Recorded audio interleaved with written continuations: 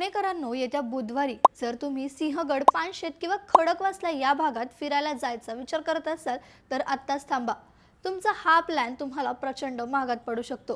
का ते जाणून घेण्यासाठी ही रील शेवटपर्यंत पहा. येत्या 21 जानेवारीला पुण्यात पुणे ग्रँड टूर ही मोठी आंतरराष्ट्रीय स्पर्धा आयोजित केली आहे. त्यामुळे जिल्हाधिकारी जितेंद्र डुडी यांनी सिंहगड किल्ल्यासह परिसरातील 5 प्रमुख रस्ते सकाळी 8 ते संध्याकाळी 6 वाजेपर्यंत पूर्णपणे बंद ठेवण्याचे आदेश दिलेत. या शर्यतीचा मार्ग पुणे कॅम्प पासून कोंढवा, नारायणपूर आणि खेड शिवापूर मार्गे सिंहगड घाटाकडे येणार आहे.